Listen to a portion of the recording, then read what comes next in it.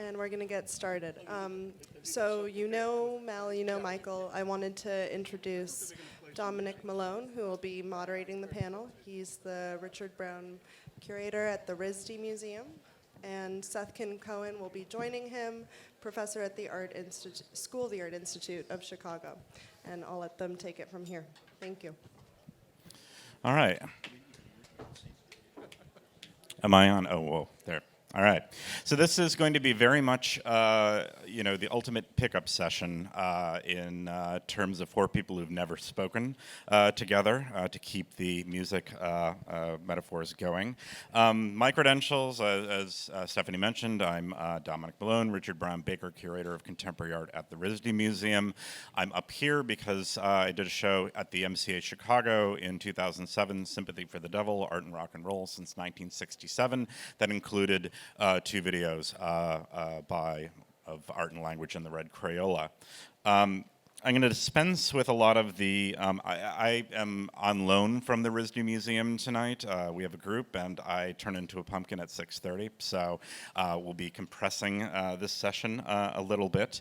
But I wanted to, so I'm going to dispense with some of my remarks, but the collaboration between art and language and the Red Crayola has been going on since the mid-1970s. 6 albums and various video works, I think, have achieved what one rarely encounters in collaborations between art and rock entities, that being a true sonic and conceptual fusion between the two.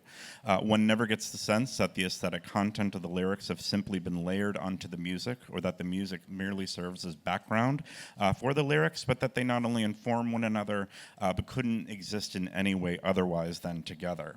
I think this is really critical, since it brings out the mutual interrogations of both art and languages in Red Crayola's host genres, as they are or were, conceptual art for the former and rock music for the latter. The collaboration allows art and language to expose the limitations of dogmatic and doctrinaire understandings of art, conceptual art in particular, and the Red Crayola, it's like academies, to reveal the bloated spectacle that had been and certainly no longer seems to be rock music. Briefly reintroduce Michael Baldwin and Mel Ramsden of Art and Language, for those of you in the audience who are just joining this portion of today's symposium.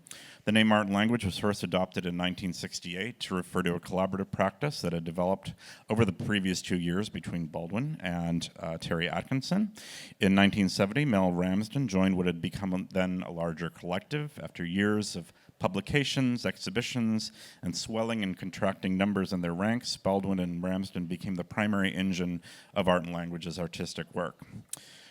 We regret we had to hold the Mayo, pardon the pun, as in Mayo Thompson, founder of the Red Krayola, who could not join us today, but are pleased to introduce in his absence Seth Kim-Cohen, Assistant Professor of Art History, Theory, and Criticism at the School of the Art Institute of Chicago. He is one of the few sound scholars working in an American art history department. His scholarship takes a broad approach to sound by interrogating rock and roll, experimental and electronic music, and sound art. He writes about sound as a medium, a tradition, and a problem in the history of art. He has published, spoken, and performed extensively and internationally. So I wanted to start out with a very simple question, which is how art and language, how the relationship between art and language and Mayo Thompson, Red Crayola began. Was it something that happened as a result of intersections of social circles and mutual acquaintances, or is it something where you sought one another out? Okay. When we met Mayo Thompson, the Red Crayola was not in existence. The Red Crayola was a memory of something that took place in Houston, Texas in the mid-1960s. Personally, Mayo met Michael in England, but at the time he was living in New York, with Christine Kozloff, so there was a kind of social circle, and working for Robert Rauschenberg. And when I started vaguely working with Mayo, it wasn't as a musician. I mean, I vaguely knew he had a guitar at home, but he never spoke about music in particular, but he kind of knew it. He was interested in the work that art and language were doing at that time in New York, and he just began to participate. The first musical project came up with Michael in Hawley.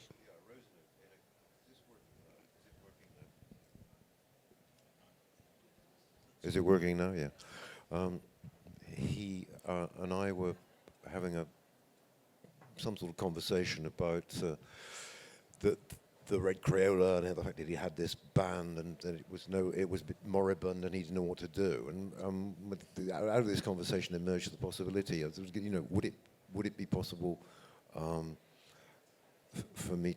What if I were to write some sort of lyric-like material? But I would want this lyric-like material to be utterly improbable as the content for a rock and roll song. And he seemed to warm to this idea, and then off he went back to work for Bob Rauschenberg, and one way or another, Bob Rauschenberg paid for me to go to Captiva Island in Florida, his place there, and sit in a shed in clouds of mosquitoes, writing these improbable lyrics, these strange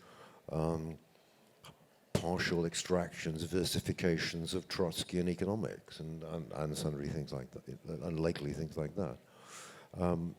Interestingly enough, I was apprehended by the U.S. Immigration Service in Miami, Florida, and my passport was taken away, and I was, thrown in the cooler for a moment or two, because I think some agent of the U.S. government had been present on the plane and noticed these unspeakable commie tracts in my possession, which I was taking with me for sort of various, cribs and uses in this lyric writing enterprise. But it arose out of that, and in a way, one of the reasons that came up is that we'd been working on some work in which the more apparently theoretical and discursive texts that have been associated with art and language, I'd started to compress them into somewhat more slogan-like political entities, text, scripts. And there seemed quite a natural way in which this compression could then give rise and take them into the world of the song lyric. Anyway, and Mayo got going with that, started writing the music, came back over to England, and we all trooped down to a 16-track. In those days, that was the very bee's knees in recording studios, and performed away till we more or less got it. I don't know. I hesitate to say right. But we got to the end anyway. So it wasn't really a case of great, let's make an art band or anything like that. It all started in a very kind of casual way. And rather speculative way. Speculative, and he wasn't the Red Crayola. He called the corrected slogans thing was by music language. So he had an art language kind of take on that music language. And I mean, when we made the so-called insane video, 9 Gross and Conspicuous Errors, one of the reasons why that took place was that one of the tracks on corrected slogans was recorded at 112 Green Street. And at 112 Green Street, Catherine Bigelow was the then girlfriend, of, what's his name? Jeffrey Lew. And Jeffrey Lew, and so Catherine Bigelow, who had also worked for Vito Acconci, knew how to get a video camera. And a video camera was something, wow, video camera, that's really cool. And so we got that, and that was just made up on the spot. There was no rehearsal or anything. And it was a deliberate take off on corrected slogans to have 9 gross and conspicuous errors. It's almost unwatchable. Its virtues are its extreme embarrassment. To me. That's not it. But I think you kind of answered the question, at least initially, in terms of how the process took place in terms of lyrics and music and how they came together. Is this something that was maintained throughout the history of doing these albums? Yeah. I'm wondering what appealed to you at that time about the prospect of working in rock and roll, of making an LP, of working with musicians, and of taking these distilled, sloganish bits of language and putting them into song form. I mean, I can immediately think of lots of reasons you wouldn't want to do that. So I'm curious what, at the time, if you can recall, what appealed to you about that sort of genre slip? Because it seemed,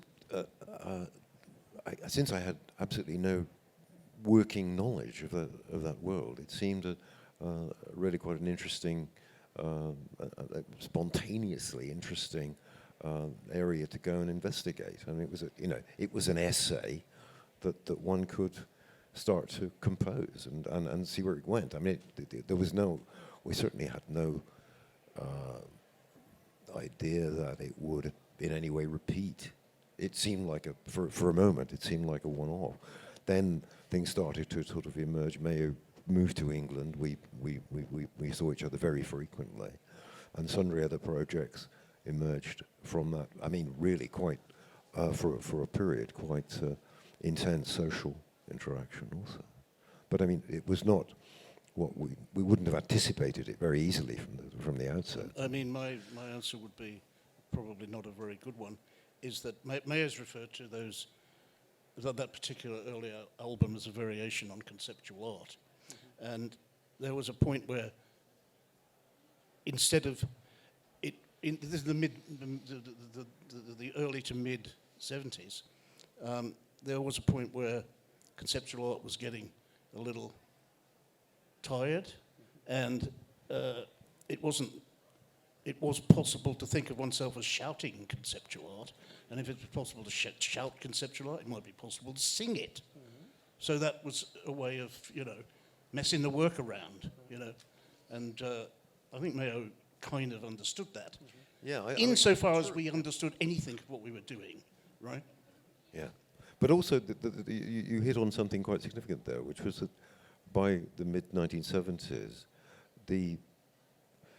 there were certain possibilities for sort of, using sort of political inscriptions of various kinds. But the one thing that the song and the whole apparatus of turning it into a record, into popular music, was that it seemed possible to utter these inscriptions in ways that would sort of carry them to places we had no real way of predicting, into circumstances which had no way of predicting.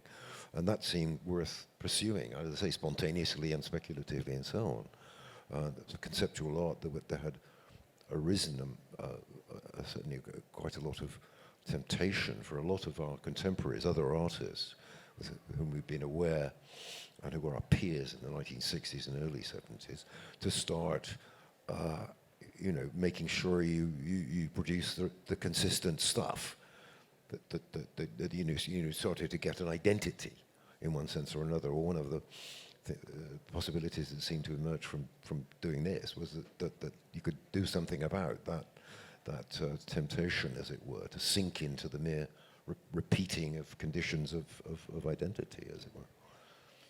Was there a certain attraction in terms of the temporal aspect of songs as being a time-based, or music as being a time-based sort of thing? If you see a picture, you can elect to more or less spend as much time as you do or don't want to spend with it. But a song is a commitment of 5, 8, what have you minutes, and so in terms of was that something in terms of how that stretched the aesthetic situation? it became something sort of realised. But of course, when you're engaged in the production of these things, that's not how you see it.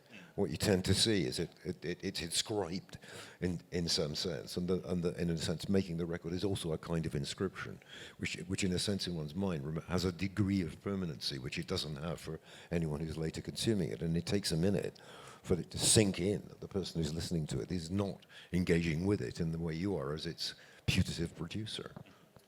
I would argue that the listener gets to a point of experiencing that way too, of thinking that song, and it's encapsulated as quickly as any glance. Yeah. So I think that yeah. happens also on the reception side. Yeah. I mean, I imagine. Yes, I can understand that. Yeah. I mean, there's a certain. I mean, I think this is true. There's a certain compatibility between the history of the Red Crayola and the history of art and language. And there's a certain compatibility in the sense that Mayo kind of makes music with a question mark over its head, always. And I think art and language has done the same. So there was a kind of historical meeting, although that's to dignify it. It wasn't like that at the time, but it seems like that between these two ways of working. Mm-hmm. And I still don't understand what the consequences are. Certainly never occurred to me when I just thought that the corrected slogans, 9 gross and conspicuous errors, were little novelty items and that wouldn't go on for very long, but it's still going on. Yeah, and I think that the thing about the relationship between the Red Crayola performances and the music is that we can make little maps of the way Mayo treats the lyric. I mean, people have always lampooned it as he's singing as if the teleprompter machine is going a bit too fast or a bit too slow or something like that. So there's a funny way in which he always, to a degree, and except in certain circumstances, Gina Birch, when she's performing, very rarely subverts the lyric, but Mayo almost invariably subverts the lyric. And that relationship between the subversion and, as it were, preservation of the sense of the lyric is something I find actually quite satisfying and interesting. So Mayo was introduced this sort of semantic Berg-like effect, where Berg's plays the cheery music when something dreadful's happening, and the sad music when something agreeable's happening, and so on. It's funny that in the video that the Matthew Jesse Jackson video that sort of started things off, the word unstable kept coming up, and it's to me it's interesting that to me Red Crayola feels like very unstable music. There's something, the tempos are off. There's some the singing is really wonky. Yeah. That's its virtue, I suppose. Yeah. But I wonder if there was a moment of anxiety or concern when you're moving from what you've described throughout this evening as this kind of institutional light and a kind of institutional theory or institutional logic of the art world, and then moving into the arguably more condensed and compressed and constraining institutional logic of the music industry. Was that something? Well, you'd really have to ask Mayo that. Yeah. I mean, he's the one who's always paranoid about one industry or the other. Right. And we're not very paranoid about the music industry because what's that? But there is also the dimension of the question of form, and that is that music has always been much more resilient in relation to the sort of effects of various forms of institutional change around it. From medieval music to late romantic music, and then to 12-note music, and so on and so on. It's always been able to kind of resist the idea that it was all over when something cataclysmic changed. And I think there's something quite engaging, therefore, at that sort of, let's say, resilience of music as a people still make 4-minute pop music. Now, what's the equivalent of people still making 4-minute pop songs in the art world? That's lasted. What is it? I don't know what you're asking. Well, there is no pop. I thought I was following on from what you were saying. There were pop songs. People still make pop songs. Yeah. It hasn't been challenged by capitalism. may have been screwed up by it. Or maybe- Arguably, it was Very generated. screwed by It was Gandhi. probably, yes, created Of course, by course, it. Yeah, it yeah. was great, but it's still going, and there is no genre busting, as Jill calls it,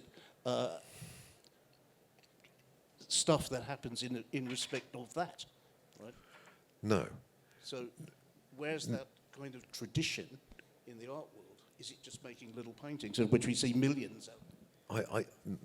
Conceivably, but it's also possible that the relationship or the sort of dynamics of music, because music, I know songs are different than just music without words, but there is a sense in which they are able to, because music is not, it lives fairly securely within the idea that, you give its physical specification, and you can never exhaust it, and it so clearly instantiates that, if you like, late romantic aesthetic position, that it sort of keeps away from it's institutional. It's obvious that the record industry, the music industry, is what it is. I mean, it's a grand capitalistic venture, but but small independent record producers started to emerge, like in the first instance, and now with Drag City, and so it's kind of no secret, and in one way or another, it seems to kind of withstand it in a way that perhaps the artwork does not. And we don't want to call that conservative or retrograde? I don't think it's conservative. No, I mean, if you mean in the sense that it relies upon tried and true ways of consuming, I would say no. I mean, you can mess with that. You can. I would have thought that many of our language Red Crayola collaborations make its passive consumption rather a difficult proposition.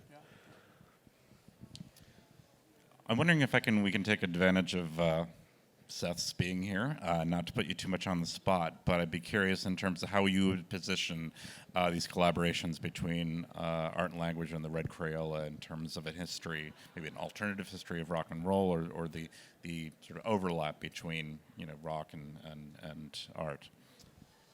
Well, that does put me on the spot a bit, but I'll try to. Let's hear it.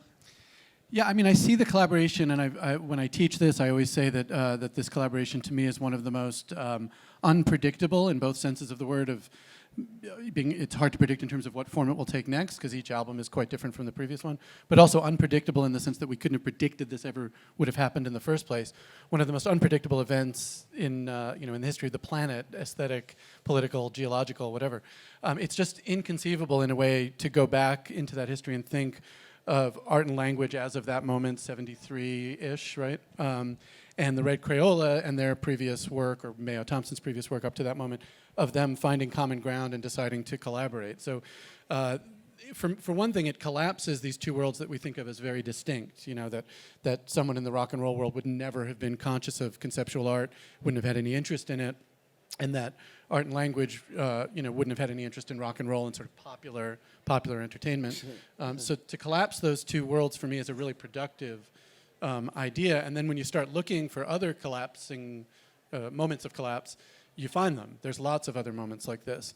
And then kind of a knock-on effect too is that the influence of art and language on the British punk scene is quite significant. When you start talking to bands who formed at this moment in the mid-'70s, not so much through the collaborations with Mayo, but just through your work and the way it was taught in British art schools in the mid-'70s, mid to late '70s, you find that a lot of the bands, especially sort of in Leeds and Scritti Politti and Band of Four. Scritti Politti, exactly, and the Mekons. These bands were all going to art colleges, learning about your work as they were beginning to start their bands, and starting to think about their work as not something that's contained strictly in the musical form, but something that bleeds out into all of its supplements. It's Derrida came up earlier. All of its parerga. So the liner notes and the way it's produced and the all those additional things that are usually considered extra to the music itself, now become really important aspects of the practice. And I think to a large degree, these bands learn that stuff from you, or from the way you were taught in schools at the very least. So that seems like an important legacy. Yeah, we were also, peremptorily thrown out of teaching too. That sort of, I suppose, made us a bit cool too in that regard. I'm wondering what prompts new collaborations between art and language and Red Crayola over the years. There were 6 years between 5 American Portraits and this year's Baby and Child Care. 24 years it's between. not this year's. Last year. Baby and Childcare is from 1984. Oh. You'd have to ask Drag City why they released it. Oh, I see. Okay, my bad. Well, there are large gaps. And there's so a lot of time between irregular distances between each. Yeah, there's such a lot of time. The only thing we can lay claim to real memory of is the getting together the design for the cover of the LP and the picture of the babysitter. Yeah, it's there's just a lot of contingencies, We've moved around, Mayo's moved around. Mayo sometimes says, I want to do a record, can you write me some lyrics? And then he doesn't do it. And that really is annoying. And sometimes we'll say, yeah, we have, as in the American Portraits, we have this. This would make a lyric. In fact, 5 American Portraits did not begin initially as song lyrics. They were reconfigured as song lyrics because they actually had begun life as things that hung on the wall, as it were, and indeed also as a little print project, It emerged after a while, and that they had something of some sort of characteristics which would make them doable by the Red Crayola. And as soon as Mayo found out about them, he said, "I want them. I want all of them." Yeah. And then he got Gina and so on to start. It actually turned out a lot, in a funny way, a lot less strange than we might have imagined, in a way. But that was possibly due to the fact that Gina, as it were, musically domesticates it a bit, or not. I wouldn't say domesticates it, but gives it a kind of a usability which possibly Mayo is not allowed. I don't know if we can go back a couple of slides to in our correspondence and build up to this this discussion. You'd mentioned the significance of the dialectical materialism work to the collaborations with Red Crayola, and I'm just wondering if you could expand on that. I think the one thing I find intriguing about what I've read, no, keep going, there you go, that I've read about is the... That's Philip May's collection. Is the emphasis on the word surf with no allusion to, when in terms of reading about it, the one thing I haven't, encountered in the writings on this particular project is that word, which I think for Americans, kind of has this sort of, immediately we think of the Beach Boys, but also around for that the time. British too. Oh yeah. So, but also at that time, in the mid 1970s, you had the Ramones doing their sort of revved up version of surf music, and so I don't know. I just wanted to kind of throw this project out there before we move on to questions. Oh yeah, but it's a quasi word, and it was quite deliberately it was written with a full stop, full point after the word, after the F, so it could be seen as an abbreviation or not. So it was used as some sort of placeholder for some word. You could make it what you wanted. And as to incidentally, whether art and language would have been, the thing you said earlier about whether art and language would have been interested in rock and roll. He and I'm 71. He's 71 and a half. Or I'm 70. No, I'm almost 71. He's not 71 and a bit. We were both liberated by rock and roll. It's very important to us. you know, and he in fact he calls me a rock and roll fundamentalist. And so, But we were both liberated by rock and roll from the music of our parents in 1950s, and we were both liberated by American painting, which in some instances did seem like rock and roll. Frank Stiller's black pinstripes paintings looked like rock and roll to me.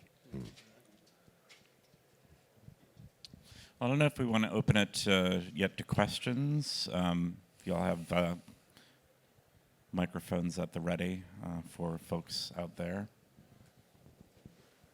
Any questions?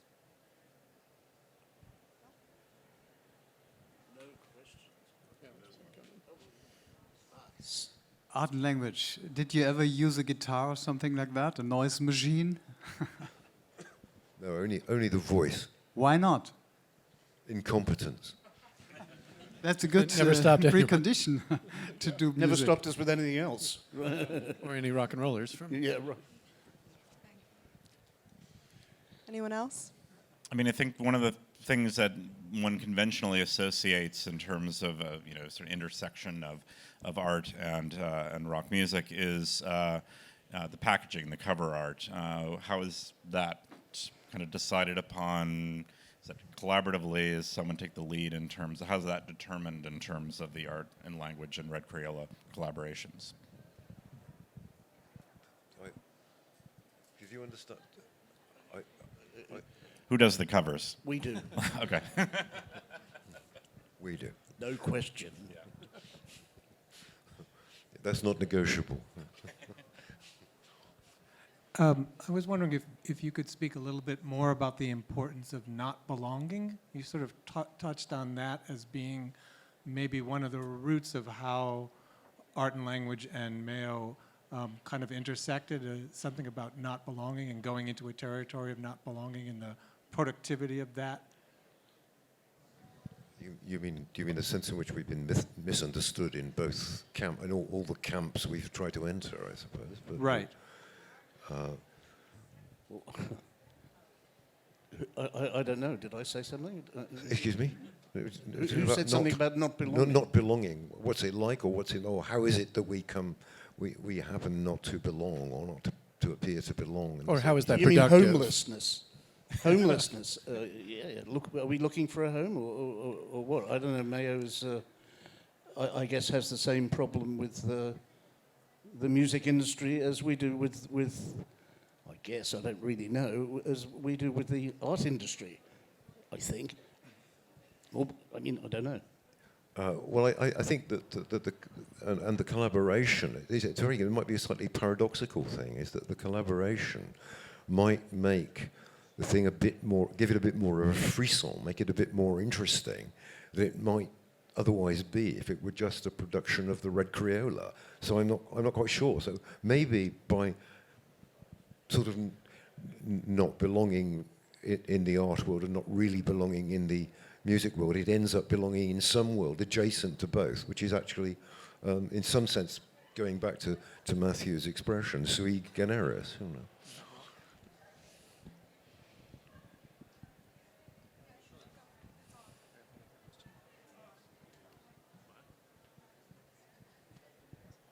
Are there any other questions? I have a really terrible question. It's like, deciding which is your favorite child or something, but is there an album that you feel is, perhaps the most successful in terms of these collaborations, or that, perhaps is the most, not necessarily definitive, but maybe just the one that worked best in some way, shape, or form? There are two that work very well, in my opinion. One is Corrected Slogans and one is Kangaroo. And Corrected Slogans and Kangaroo work for entirely different reasons. Yeah. Corrected Slogans is a semi-amateur collaborative Mess. And Mayo had been saving up a lot of good tunes for a long time since he did Corky's Debt to His Father, right? He'd been saving up all those tunes. Kangaroo was it seemed professional. It had slightly more conventionally structured songs on it, and so on. And they were songs with lyrics with little narratives, beginnings and ends, and punchlines, and all the other things. But in one way or another, it's still quite if I would answer the question the same way. Red Crayola means a lot to me. Corrective slogans means a lot to me because of the circumstance in which it was produced and created and so on. So whether that would be anything that anyone else would care about is a moot point. But in 1982, you wrote an article after Kangaroo had come out, sort of describing, in some fashion, your interest in interacting with the world of rock, and specifically with like political rock, protest rock, as it might have been called at the time. And you said a couple of really interesting things in that short article, but one of them is about how rock music is resistant to discursivity. yeah. I wonder if you feel that that's changed in any way, and if you think it has changed, whether you think you had any hand in that. Have these albums in some way shifted the way we might think about? Well, it wasn't that we weren't just arguing that, and it's funny that we were trying to find that fucking article a couple of weeks ago and couldn't find it. Oh, I can send you a copy. Thank you. Okay. But we weren't simply suggesting that rock music is resistant to discursivity, but rather that we were very interested in the fact that we could try to insert against the grain a kind of discursivity into a set of circumstances which tended to reject it or refuse it. And whether we've had any power of influence. Can I beyond quote that, you have to no yourself? idea. Yeah, you can. You said, I don't know who wrote this, so you collectively said, rock music is resistant to internal complexity, to lyrical and musical representations, which Yeah. might entail Yeah. discursivity in the producer and the Yeah. co-producer. the Meaning, hearer. we intend to do something about that. Right, of course. Right. Yeah, yeah. And how would you judge your success in affecting that I situation? am not at all competent to judge that. We'll just have to make another record. I could make a counter argument. I feel like on some level, rock and roll has always been a discursive form.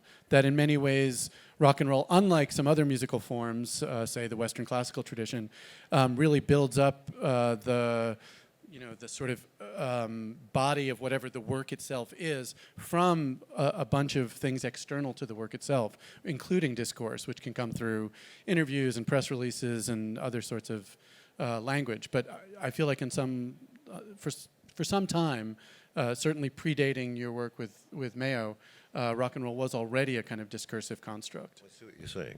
I take your point. I think what we were trying to get at was that it didn't tend to, while it may have been discursive in the sense of as it were, exploring and spreading sort of material around within a song, at the same time it didn't necessarily concern itself with things like arguments or anything like that, and we were trying, in a sense, to insert this this monster of an argument into the genre in a way. And then, if I may, I might also argue that you did have an effect, because, as I said, like bands like Scritti Politti in particular took this discursivity to its kind of extreme, to a kind of manic extreme, producing more discourse than they did music, and partly under your influence.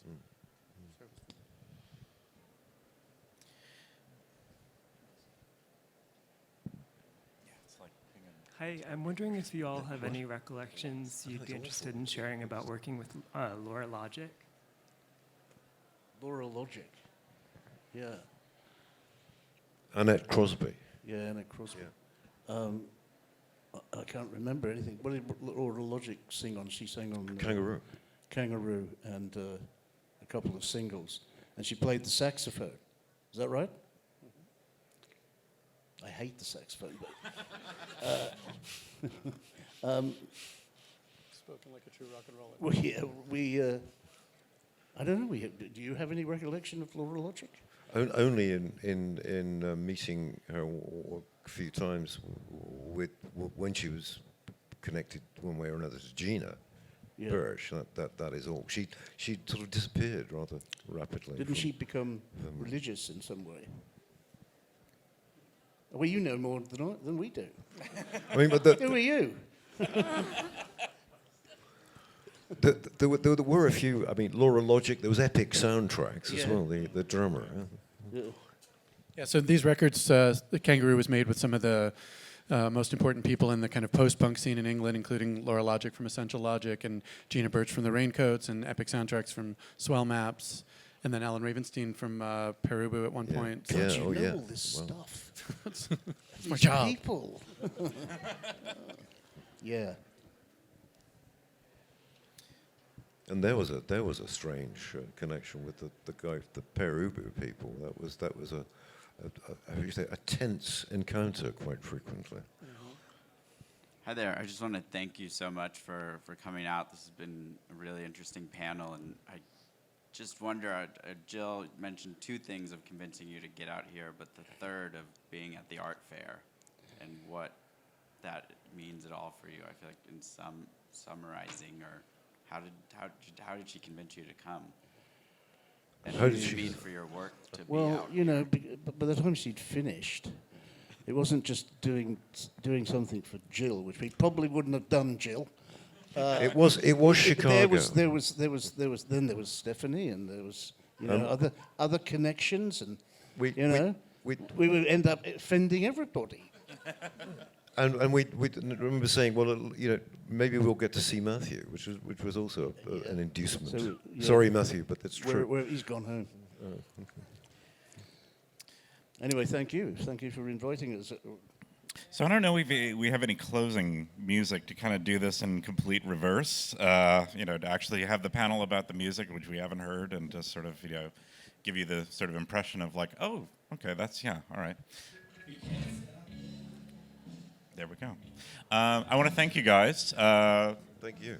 Mel, Michael, Seth, for this wonderful chat, and thank you, Expo Chicago.